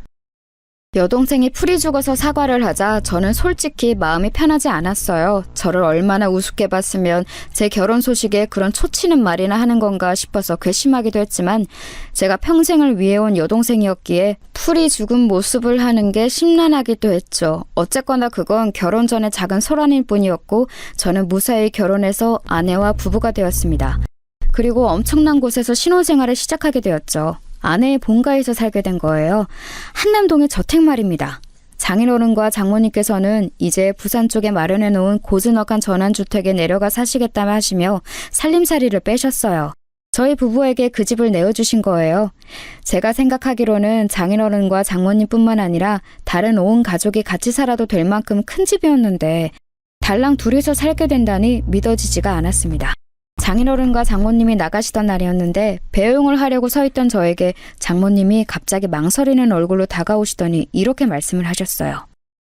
우리 막내딸 세연이가 가끔은 좀 예민하게 굴어. 금세 몸이 피곤해지는 스타일이거든. 에너지가 적어서 그런 거니까 우리 박서방은 그런 줄 알고 이해를 잘 해줬으면 좋겠어. 네, 알겠습니다. 걱정하지 마세요. 제가 앞으로 잘하겠습니다. 저는 거침없이 약속을 드렸지요. 한동안은 아내와 함께 저희 취향으로 집의 곳곳을 새로 꾸미고 그러느라 정신이 없었고 너무 즐거웠어요. 그런데 2달 정도가 지나자 금세 보이기 시작한 건 아내가 까다롭다는 점이었습니다. 집에 일하러 오시는 분이 한 분 계셨는데 아내는 그분이 청소를 하지 않는다고 주장했어요. 그러나 집은 깨끗했거든요. 그럼에도 아내는 그분이 아무런 일을 하지 않는다며 기어이 자르고 말았습니다. 제가 입는 옷에 대해서도 지적을 해댔어요. 옷에 그 주름들은 뭐야? 어깨 부분이 지저분해 보이잖아. 왜 후줄근하게 입어? 우리 결혼 전에는 안 그랬잖아. 내가 너무 편해진 거야? 아니야, 절대 그런 건 아니고 집에서 입는 옷이니까 어쩔 수 없이 조금 구겨진 건데 보기 싫으면 갈아입을게. 그러면 보통 갈아입으라는 말까지는 안 하잖아요. 하지만 아내는 저보고 당장 갈아입으라고 했습니다. 저보고 난닝구나 메리아스라는 말도 쓰지 말라고 했고 사각 속옷도 입지 말라고 그랬어요. 아침마다 언젠가부터는 몸무게를 재라고도 시키더군요. 별것 아닌 것 같았지만 저는 왠지 점점 숨이 막혀왔어요. 아내는 밥을 먹다가 아주 작은 날파리가 밥상 위를 지나가는 것을 보자 비명을 지르면서 싱크대로 수저와 젓가락을 집어던지기도 했습니다. 화가 나서 미치겠다며 밥을 더 먹지도 않았어요. 이런 아내의 기행은 나열하자면 끝도 없었는데 그 중에서 제일은 밤에 일어났어요. 처음에는 몰랐는데 새벽 2시가 되기 직전이면 아내는 꼭 일어나서 어딘가로 향했습니다. 그냥 조용히 가면 제가 영영 몰랐을지도 모르겠어요. 하지만 귓가에 히히 웃는 소리가 들려서 문득 알게 됐던 거예요. 아내가 소름 끼치게 웃는 소리를 내며 방 밖을 나가 향하는 곳.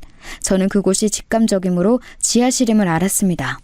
아내가 개인 자물쇠를 달아놓은 곳이었고 저한테는 얼씬도 못하게 한 곳이었어요. 결혼한 이후로 하도 신경을 써서 저는 살이 3달 만에 6kg나 빠진 상태였는데 밤마다 아내의 소름 끼치는 기행도 이어지자 미칠 지경이 되었습니다. 그런데 아내가 새벽에 나가면서 침실 문을 꽉 닫는 게 문제였어요. 그 문은 오래되고 살짝 문제가 있어서 꽉 닫혀있는 상태에서 열면 소리가 크게 났거든요. 조용한 새벽에는 그게 울려 퍼질 게 분명했습니다. 몰래 지하실을 확인하고 싶기는 하고 따라갔다가는 들킬 것 같고 고심하던 저는 여동생에게 도움을 청했죠. 처음부터 제 결혼에 의구심을 품었던 여동생이라면 왠지 그럴싸한 의견을 줄 것 같았어요. 민망함을 무릅쓰고 연락을 했고 제 이야기를 다 들은 여동생은 우선 깜짝 놀라더니 조언을 주었습니다.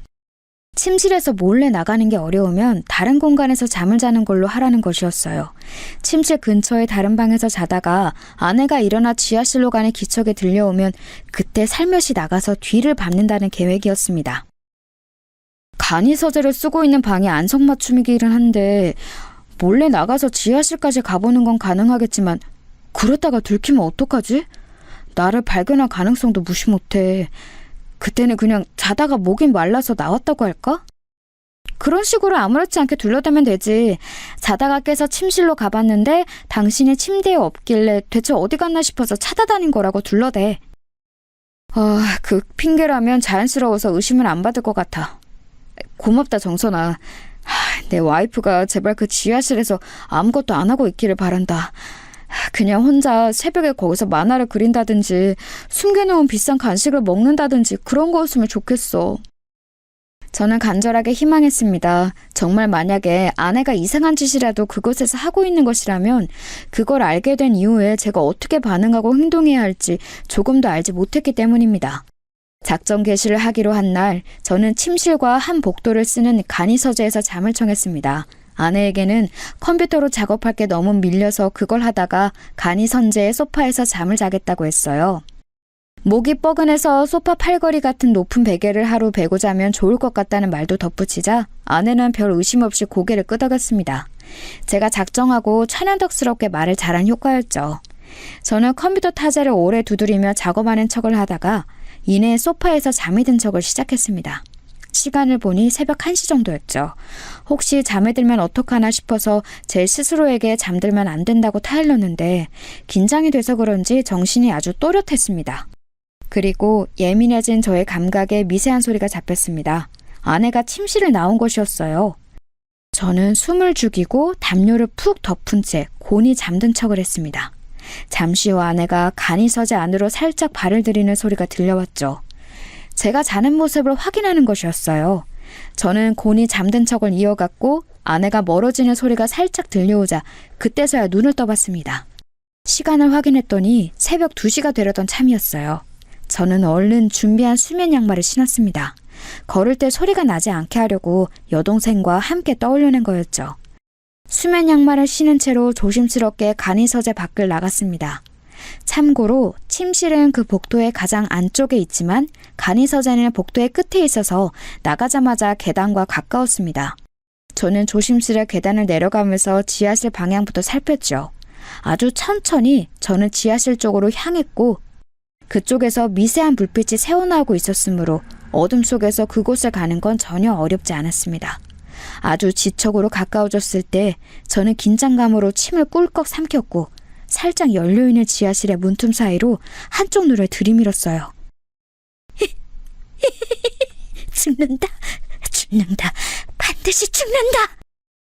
그리고 숨을 삼켜야만 했습니다. 아무 소리도 내지 않기 위해서 일시정지한 채 눈에 들어온 광경을 보고 믿을 수 없어 했지요. 어둑한 전구 하나만 켜놓은 지하실, 그곳에는 낮은 천장에 두꺼운 전기줄 같은 게 걸려 있었고 그 줄에다가 안에는 노끈을 매달아 놓았습니다. 숟가락의 모양을 뒤집어 놓은 것 같은 모양새, 그게 어떤 건지 단박에 알 수 있었죠.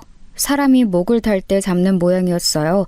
그 모양을 노끈으로 작게 2개를 엮어서 전깃줄에 달아놓은 안에는 그 작품 2개에다가 각각 사진을 붙여놓았습니다. 저는 어렴풋이 그 사진의 주인공들을 보고도 분간해낼 수 있었어요. 왜냐하면 사진 한 장의 주인공이 바로 아내의 전남편이었기 때문입니다. 다른 사진의 주인공은 여자였는데 보나마나 그 전남편이 재혼한 여자였지요. 아내는 마치 그 2 사람이 목을 매달아 죽은 것처럼 그렇게 행해놓고는 계속해서 웃으며 죽는다고 주문을 외우고 있었습니다. 반드시 죽을 거라고 중얼거리면서 자기 전 남편의 사진을 보며 쾌 소리도 내더군요. 목이 졸리는 것 같은 소리 말이에요. 몇 번이고 쾌쾌거리더니 만족스러웠는지 낄낄 웃어댔습니다. 그 2 사람이 죽었으면 하는 의도로 저러는 게 분명했기에 저는 식은땀이 나기 시작했는데 더 놀라운 건 다음 순간이었어요. 옆으로 걸음을 옮긴 아내가 웬 인형을 집어들었습니다. 제법 크기가 되는 곰인형의 배에는 사진이 붙어 있었고 저는 그게 아내의 아들일 거라고 확신했어요. 아내는 곰인형을 품에 꼭 안으면서 웃었습니다. 우리 애기 잘 자. 엄마가 자장가 불러줄게. 뭐 불러줄까? 어떤 게 좋아? 응? 그 모습을 보자마자 소름이 쫙 돋았어요. 대체 이 상황이 다 뭔가 싶어서 정신이 아득해질 때였습니다. 곰인형을 내려놓은 아내가 갑자기 벽으로 가더니 자기 이마를 대고서 가만히 섰습니다. 잠옷 차림에 머리를 길게 풀어헤친 아내가 뒷모습을 보이며 벽에 이마를 박은 채 서서는 몸을 좌우로 흔들흔들 움직이던 모습, 저는 아마 죽을 때까지 잊지 못할 거예요. 아주 작게 콧노래를 부르면서 몸을 계속 좌우로 흔들더군요. 그러더니 중간중간에 죽는다, 반드시 죽는다 이런 소리를 해댔습니다. 저는 숨소리가 새어나갈까봐 입을 꽉 다문 채로 한 걸음 뒤로 물러났어요. 전신이 오싹오싹한 게 소름이 가시질 않고 있었지만 지금 당장 힘을 내서 방으로 돌아가야만 했습니다. 아무 소리도 내지 않고 계단을 올라가는 동안 울고 싶을 지경이었어요. 평생을 믿지 않았던 신께 빌었습니다. 제발 무사히 방까지 가게 해달라고 말입니다. 한겨울도 아닌데 온몸에 소름이 돋아서 한기를 느낀 채로 저는 침실까지 도착해서 침대에 누웠습니다. 떨면서 누운 채로 제가 본 것을 떠올려 봤지요. 믿을 수가 없었어요. 사람이 목을 매다는 것처럼 그런 모양새로 노끈을 작게 엮어서 거기에 사람 사진을 각각 붙여놓고 죽는다는 소리를 주문처럼 외우고 있었다니. 곰인형에다가 자기 아들 사진을 붙여놓고서는 자장가를 불러준다고 하지를 않나. 아니 솔직히 그것들보다는 벽에 이마를 대고 가만히 서 있다가 몸을 좌우로 흔들어댔던 것이 가장 무서웠습니다. 제 아내라는 사람이 그런 사람이라니 소름이 돋았어요. 그리고 바로 그때였습니다. 아내가 방으로 돌아왔어요. 저는 그 소리를 듣자마자 최선을 다해서 자는 척을 시작했죠. 이윽고 아내가 천천히 걸음을 옮기더니 침대의 왼편으로 와서 저를 빤히 내려다보는 게 느껴졌습니다. 와, 미칠 것만 같았어요. 그러더니 이런 중얼거림이 들려왔죠. 어라? 여기에 있었네? 그때 아차 싶었습니다.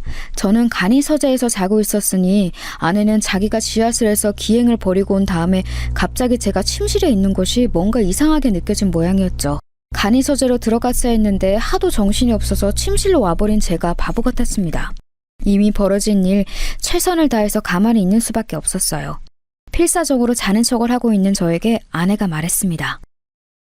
야, 너 지금 안 자고 있지? 저는 소름이 돋아난 채로 가만히 있었고 아내는 또 히히 웃었어요. 저는 신께 빌면서 속눈썹 하나 까딱이지 않으려고 노력했습니다. 저는 제법 건장한 남자였고 아내는 제가 마음먹으면 제압할 수 있는 상대였는데 그럼에도 엄두가 안 났어요. 근본적으로 아내가 기이하게 비정상인 상태임을 알아차리자 맞설 대상으로 느껴지지도 않았습니다. 제가 용을 쓰며 자는 척을 이어가고 있을 때 아내가 저에게 얼굴을 가까이 대왔어요. 그러더니 자기 손가락으로 제 목의 옆쪽을 더듬거렸습니다. 잠깐만, 거기는 맥이 강하게 뛰는 곳인데 설마 그걸로 내가 자는지 안 자는지 확인하려는 거 아니야? 그걸 바로 알아차린 저는 그 즉시 몸을 움직였어요. 뒤척이면서 소리를 냈고 손으로 목을 긁으며 입맛을 다시는 행동을 했습니다. 최대한 자연스럽게 했죠. 예전에 여동생이 그랬었어요. 저는 자다가 무슨 소리가 들리며 꼭 뒤척이면서 입맛을 다시고 몸을 한번 긁는다고요. 아마 그 습관이 계속 이어져 왔을 거라고 믿었습니다. 그래서 기지를 발휘한 것인데 아내는 제가 잔다고 생각했는지 바로 걸음을 옮기더군요. 침대를 반대편으로 돌아서는 자기 자리로 가서 누웠습니다. 저는 밤을 꼴딱 새웠어요. 옆자리를 쳐다볼 엄두는 아예 못 냈죠. 아침 해가 밝아오고 난 다음에야 옆자리를 확인했는데 아내는 곤히 자고 있었습니다. 마치 아무 일도 없었다는 것처럼요. 아주 평온했죠. 잠을 자지 못해 미친 듯이 피곤한 제 몸 상태만 아니면 저도 꿈을 꿨다 했을 거예요. 꿈에서 헛것을 봤구나 싶었겠죠. 하지만 제가 본 것은 분명한 현실이었습니다. 저는 그날 당장 여동생에게 연락을 했어요. 여동생이 깜짝 놀라더니 이내 차분하게 자기 의견을 내놓았어요. 오빠, 그건 그냥 특이하다고 넘길 일이 아닌 것 같아. 보통의 일반 사람들이라면 그런 짓 절대 안 해. 그동안 새언니가 보여준 모습도 있고 이건 아무래도 심각한 문제가 있는 모양인데 그런 거라면 가족들이 절대 모를 리가 없지. 처음부터 다 알고서 오빠랑 결혼시킨 거야. 인정하고 싶지는 않았으나 솔직히 저도 그렇게 생각을 하고 있던 중이었습니다. 아내에게 큰 문제가 있어서 저처럼 조건 떨어지는 남자라도 집안에서 결혼을 시킨 것으로 보였어요. 저는 장인어른과 장모님을 찾아뵈었습니다. 형제들 중 맞이인 처형의 댁에 잠시 놀러가 머물고 계신 와중이었기 때문에 자리에 처형도 있었어요. 당장 찾아뵙고 드릴 말씀이 있다면서 방문한 저를 의미심장한 눈길로 바라보고 있었죠.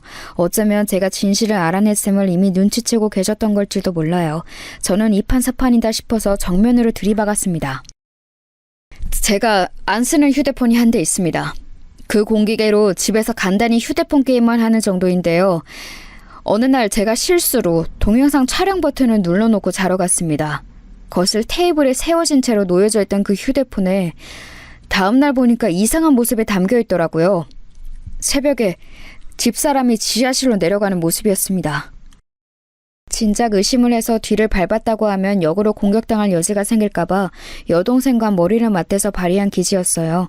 공기계라는 핑계를 댔죠. 그렇게 우연히 아내의 새벽 기행을 알게 되었다는 얘기를 하자 단번에 세 사람의 표정이 어두워졌습니다. 특히 장모님께서는 손을 살짝 떠시더라고요. 도대체 무슨 일로 그 새벽에 지하실로 내려가는 것인지 궁금해졌습니다. 집사람이 굳게 자물쇠로 잠가놓는 그곳에 무슨 비밀이 있는지 호기심이 생겼어요. 그리고 저는 알아내고 말았습니다. 지하실에서 본 것들을 말했죠. 그랬더니 장모님께서 짧은 신음을 뱉으시더니 앉은 소파에서 반쯤 혼절을 하셨습니다. 옆으로 픽 쓰러지셔서 처형이 얼른 장모님을 붙잡았어요. 저도 깜짝 놀랐는데 다행히 장모님께서는 의식을 아예 잃은 게 아니셔서 방으로 모시는 조치 정도만 할 수 있었습니다. 장모님께서 방에 들어놓으시고 장인어른께서는 담배를 찾아 잠깐 피러 나가셨어요. 남겨진 사람은 저와 처형뿐이었죠. 저는 차라리 잘 됐다 싶어서 처형께 진실을 요구했습니다. 집사람의 행동, 그건 그저 기이하다고 말하고서는 끝낼 수준이 아닌 것 같았어요. 그러니 처형께서 솔직하게 말씀해 주세요. 저는 집사람의 남편입니다. 알 권리가 있어요. 알 권리라... 네, 저도 그렇게 생각해요. 제부에게는 분명하게 알 권리가 있죠. 하지만 아버지와 어머니는 그렇게 생각하지 않으셨던 모양이에요. 이렇게 됐으니 제가 알려드리는 게 맞는 상황인 것 같아요. 저는 제 생활을 하느라 바빠서 몰랐는데 저의 막내 새언니가 그렇게 된 건 결혼을 잘못했기 때문이라고 다른 가족들은 그렇게 말을 하더라고요. 미국에서 결혼한 그거 말씀하시는 거죠? 결혼 생활에 불행했기 때문에 집사람이 저렇게 된 건가요? 그건 저희 가족들의 주장인데요. 솔직하게 제 생각을 알려드리자면 비단 그것만으로 그렇게 됐을 거라고 여기지는 않아요. 정신적인 결함이 세연이에게 내재되어 있었는데 미국에서의 결혼 생활에 촉매제가 되어서 그게 겉으로 그때부터 드러나기 시작했을 뿐이라고 보는 게 옳겠죠. 세연이는 자기 아이를 낳고 나서부터 특히 서서히 이상해지기 시작했는데 사람이 너무 예민하고 강박적이고 그러면서도 많은 일들을 깜빡한다거나 무심하게 행동하는 면모를 동시에 지닌 사람이 되었어요. 제 조카가 초등학교에 들어간 이후부터는 그게 심해졌죠. 그래서 이혼까지 하게 되었던 거예요. 세연이의 상태가 좋지 않았고 하루하루 다르게 커가는 자기 아이의 성장을 받아들이지 않으며 항상 아기 취급을 해댔기 때문에 그런 모습들 때문에 양육권도 빼앗겼습니다. 그래서 조카도 세연이를 보고 싶어 하지 않아요. 자기 엄마를 무서워하거든요. 아내의 비밀이 드디어 드러나는 순간이었습니다. 제 여동생이 처음에 했던 짐작처럼 미성년자인 자식의 양육권을 아빠 쪽이 가져간 것에는 보통이 아닌 이유가 있었던 거예요. 저는 이야기를 들으면서 한 가지 단어를 머릿속에 고정하고 있었어요. 그건 바로 정신병이었습니다. 이 모든 것은 결국 제 아내가 정신병을 앓고 있는 환자라는 소리였으니까요. 아내의 가족으로부터 이렇게 확인 사살을 받으니 허탈하고도 절망적이었습니다. 저는 전혀 몰랐습니다. 집사람이 워낙 저와는 다른 환경에서 나고 자라온 아예 다른 세계의 인물이나 다름없다 보니 부잣집 자식은 그냥 뭔가 다른 거구나 싶었어요. 이상하다는 생각을 하진 못했습니다. 그런데 점차 이건 정상이 아니다라는 생각을 하게 되었던 것이죠. 처형은 물론이고 장인어른, 장모님 그리고 다른 분들까지 전부 집사람의 상태를 알고 있었군요. 너무나도 잘 알면서 저에게는 아무런 언질도 주시지 않고 결혼을 시키신 거였네요. 제보한테는 미안하게 생각해요. 하지만 작정하고 속이려는 의도까지는 아니었어요. 그냥 말을 안 해도 되지 않을까 싶어서 말을 안 한 거였죠. 특히 저희 아버지하고 어머니가 세연이를 얼른 재혼시키고 싶어 하셨거든요. 그래서 어쩔 수 없었습니다. 세연이가 새 출발을 하면 다 괜찮아질 거라고 두 분은 그렇게 믿으셨어요. 정신 상태가 온전하지 않은데 무턱대고 새 출발이라뇨? 그런다고 정신이 멀쩡해지나요? 병원을 가고 치료를 받아야 차도가 있는 게 병인 것인데 재혼이 답이라고 생각하신 건가요? 세연이는 이혼하고 나서 한국에 들어온 이후부터 상태가 좋아졌어요. 약은 진작에 처방받아 먹고 있었는데 그게 효과가 좋지는 않았거든요. 그런데 한국에 들어오고 나서 약이 잘 받게 된 것인지 어쩐 것인지 상태가 좋아졌고 아주 멀쩡해 보이기까지 했어요. 세연이는 자기 실수로 가정을 잃었다고 생각해서 상실감이 컸어요. 다시 가정을 꾸린다면 자기가 안정감을 되찾을 거라고 했죠. 그때부터 저희 부모님은 세연이가 얼른 재혼하기만을 학수고대하신 것이고요. 이제 이게 다 어떻게 된 일인지 명백히 알게 되었습니다. 아내는 정신병을 앓고 있었고 그래서 제가 아내 같은 부잣집 막내딸과 결혼할 수 있던 거였어요. 그리고 절망적이게도 아내에게 육촌 오빠 되시는 분이 정신병원에 계신다는 걸 알게 되었습니다. 혹시 집안 사람들 중에 또 정신적으로 어려운 경우가 있냐고 아주 조심스럽게 처음께 여쭈어 보았고 어렵사리 받아낸 대답이었죠. 그러니까 이건 유전이었던 거예요. 집안 유전에 흐르는 정신적인 문제가 아내에게서 강하게 발현된 것이겠지요. 그렇다는 말은 만약에 우리 부부 사이에서 아이가 생기면 정신병이 이어질 수도 있다는 소리가 되는 거잖아? 이런 엄청난 사실을 이렇게 알게 되다니. 정말 참담했습니다. 엄청난 문제 앞에서 차마 뭐라고 말을 해야 할지 몰라서 한숨만 푹푹 내쉬고 있는데 장인어른께서 돌아오셨어요. 저는 굳은 얼굴로 꾸벅 목례를 보냈죠. 그러자 저와 처형을 번갈아 쳐다보신 장인어른께서는 이미 이야기가 오갔단 것을 눈치채셨습니다. 결국 다 알게 되었구만. 자네한테는 미안하게 됐다만 우리 막내딸이 그렇다고 해서 어디 일상생활을 못하나? 사회생활을 못해? 그건 아니잖아. 아주 멀쩡해. 이상한 눈으로만 바라보지 않는다면 전혀 이상하지 않아. 이봐 박서방, 나는 우리가 다 잘못되고 막내딸이 혼자 남겨지면 그 녀석을 옆에서 지키고 돌봐줄 사람이 필요해. 그게 자네인 거지. 자네가 평생 뼈 빠지게 돈 벌고 일해봤자 우리 막내딸과 결혼한 것만 하겠나? 절대 아니야. 그러니 이것을 불운이라 여기지 말고 일생일대의 행운으로 여겨주게. 내 부탁함세. 진짜 미칠 것 같았습니다. 살면서 마음이 그렇게 어려운 순간도 없었어요.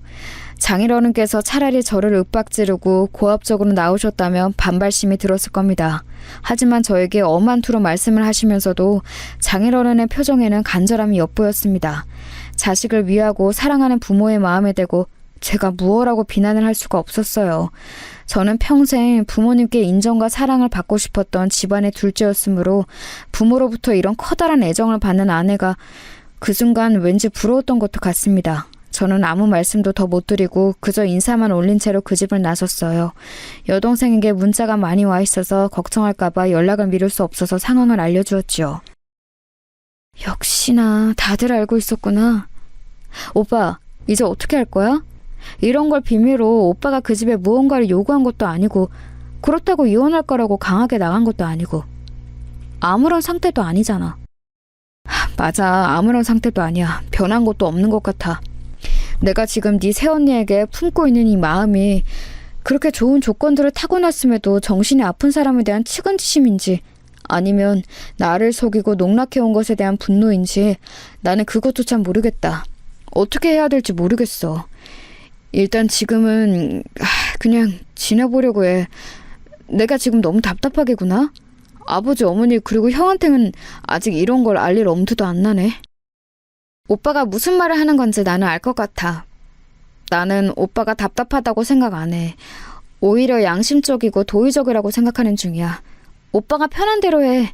나는 입단속 잘하면서 상황이 어떻게 되는지 기다리기만 할게.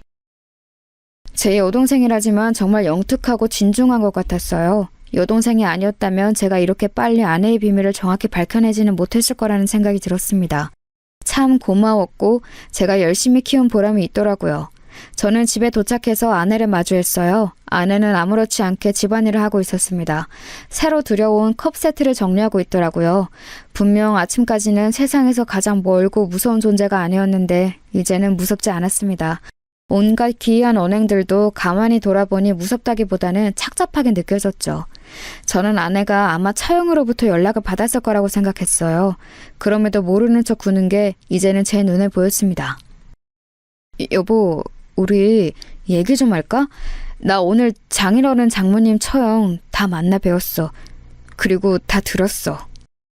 그러자 선반을 정리하던 아내의 손길이 딱 멈췄어요. 아무 행동도 안 하고 몇 초간을 그러고 있었죠. 그러더니 이내 웃으면서 저를 쳐다봤습니다. 무슨 얘기를 해? 뭘 들었는데? 나 멀쩡해. 나 괜찮아. 그러니까 당신이 신경 쓸 것도 없고 걱정할 것도 없어. 그러니까 제발 나한테는 아무 소리도 하지 마. 나는 아무렇지도 않단 말이야. 당신이 아무 소리 안 하면 아무 일도 없는 거야. 환하게 웃고 있는데 그 눈매가 슬퍼 보였고 입가는 떨리고 있었습니다. 그런 여자를 벼랑 끝으로 몰아가는 치사한 남자가 될 수는 없었어요. 저는 한숨과 함께 그저 고개를 떨구고 말았습니다. 일단은 심적으로 동요한 아내가 진정해질 때까지 기다렸다가 병원 이야기를 함께 나눠보고 약을 먹으면 어떻게 차도가 있는지 증세는 정확히 어떠한지 이런 자세한 정보를 듣는 게 나을 것 같았어요.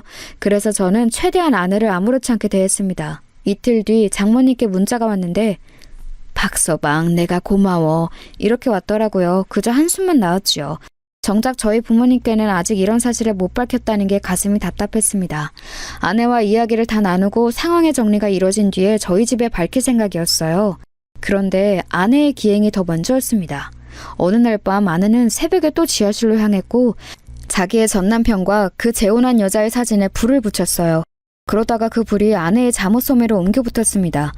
거기까지는 큰일로 번지기 전에 끝낼 수 있던 거였는데 아내의 눈에 곰인형이 들어온 거예요.